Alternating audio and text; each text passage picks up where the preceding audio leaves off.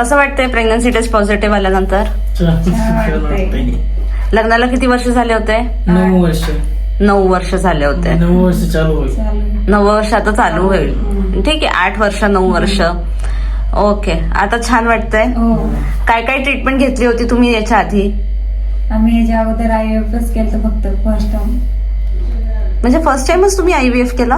अगोदर जाण्याला कोशिश केली पण त्यांनी सांगितलं होतं असं करण्याऐवजी तुम्ही डायरेक्ट IVF करा, कारण अशा याच्या जास्त वेळ जाईल, IVF मध्ये लवकरात लवकर. आम्ही दुसऱ्या पण ट्रीटमेंट भरपूर जागेवर घेतले पण आम्हाला काही गुण आला नाही तिथं.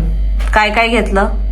म्हणजे हेच ट्रीटमेंट सुरुवातीलाच अगोदर असेच घेतले होते. नंतर जालने एक ओळखीचे मित्र यांचे त्यांच्याकडे ट्रीटमेंट घेतले. त्यांनी सांगितलं की याच्यात तुम्हाला जास्त वेळ चालला हुआ. तेव्हा आम्ही तिथे 4 महिने घेतली होती. त्यावेळेस ते म्हणे याच्या 4 महिन्यात कोणताच रिझल्ट येत नाही ना आपल्याला, त्याच्यामुळे मग तुम्ही IVFच करा. ओके. आणि काही आयुर्वेदिक ट्रीटमेंट घेतली होती किंवा दुसरी कुठली ट्रीटमेंट घेतली? आयुर्वेदिक पण एक घेतली होती देऊळगाव राजारोड. ओके. तिथली पण केली आम्ही 7-8 महिने केलेली. तिथं पण आम्हाला काही आलं नव्हतं, काही फरक नाही पडला. आणि IVFच्या पण 2 सायकल्स केल्या. 2 सायकल झाले त्याच्या पण. आणि तुम्हाला या सगळ्या याच्यामध्ये खर्च किती आला?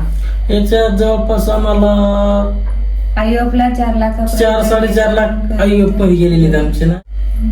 ठीक आहे, तर जवळपास 4-4.5 लाख रुपये खर्च झाले तुमचे. आणि तरी रिझल्ट आला नाही IVFने. आणि मग इथे आल्यानंतर तुम्हाला किती महिन्यात रिझल्ट आला? 3ऱ्या महिन्यात रिझल्ट आला इथे आल्यानंतर. ओके, छान, मस्त वाटतंय. चांगलं वाटतंय, छान वाटतंय. Very good. धन्यवाद. तर आता जसं पेशंटनी सांगितलं त्यांचे 2 IVF फेल झाले होते, तरी सुद्धा ते आमच्याकडे आल्यानंतर नॅचरली प्रेग्नंट झाले. तर खूपदा पेशंटला असं वाटतं की IVF म्हणजे ही मॅजिक वॉन्ड आहे, म्हणजे काहीतरी चमत्कार होऊन जाणार आणि त्यांना बेबी राहणारच आहे. तर असं नसतं. IVF म्हणजे हे खूप गोष्टींचं मिश्रण असतं. IVF केल्यानंतर मूल होईलच किंवा प्रेग्नन्सी राहीलच याची काहीही गॅरंटी नसते. तर IVF म्हणजे काय?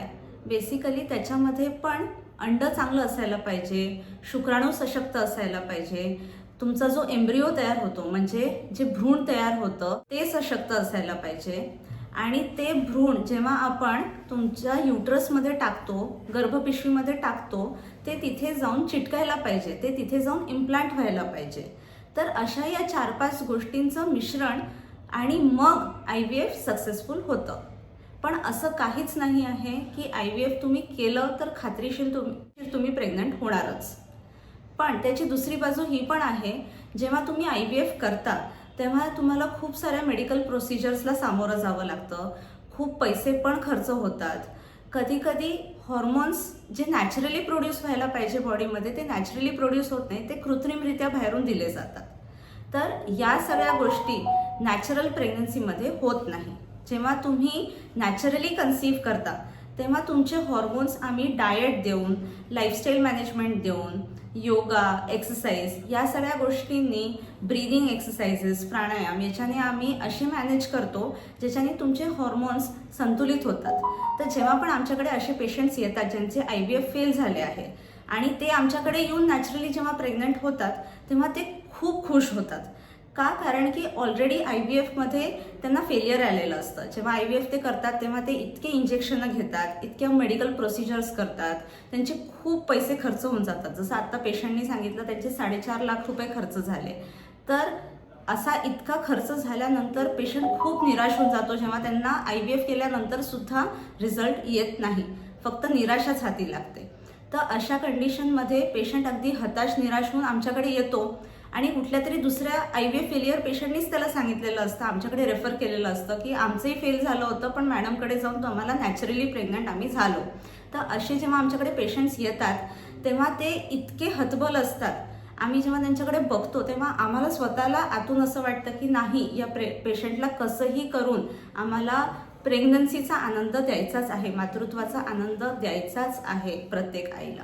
तर त्याच्यासाठी आम्ही प्रत्येक पेशंटला जो जो प्रॉब्लेम असेल त्याचे आधीचे सगळे रिपोर्ट्स पाहतो, त्याचे पुन्हा काही जर इन्व्हेस्टिगेशन्स मिसिंग असतील किंवा जर 6 महिने आधी झालेले असतील तर ते आम्ही रिपीट करतो आणि त्याप्रमाणे आम्ही पर्सनलाइज्ड ट्रीटमेंट त्या पेशंटला देतो.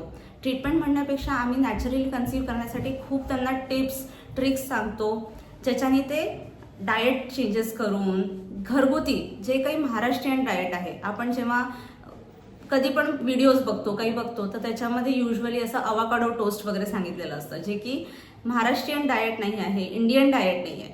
तर इंडियन डाएटमध्ये ते घरगुती जेवणामध्ये काय काय बदल आणू शकतात आणि त्याच्याने त्यांचं फर्टिलिटी रेट कसा वाढवू शकतो, आम्ही त्याच्यावर फोकस करतो आणि मग त्या रीतीने आम्ही ट्रीटमेंट देऊन पेशंटला नॅचरली कन्सीव्ह करण्यात मदत करतो. तर तुमचं सुद्धा जर IVF फेल झालं असेल किंवा तुम्ही खूप वर्षापासून प्रयत्न करत असाल तर तुम्ही नक्की एकदा भेट द्या. थँक्यू.